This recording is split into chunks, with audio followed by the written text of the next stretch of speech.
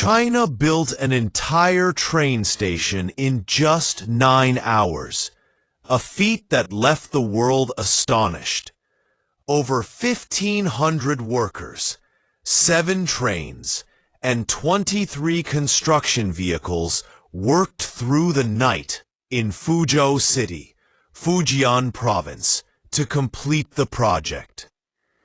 The workers installed tracks, signals, and power systems simultaneously, while ensuring safety and precision. This wasn't a modular prefab stunt. It was a fully functional railway connection linking 3 major lines. China's high-speed rail system is already the largest in the world, but this achievement highlighted something even more powerful: collective synchronization and discipline. Every worker knew their exact role. Every machine moved in perfect order.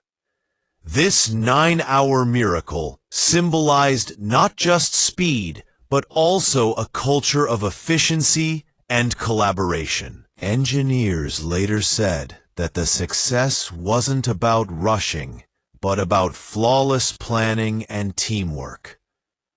The world watched in disbelief as, by dawn, the entire structure stood complete.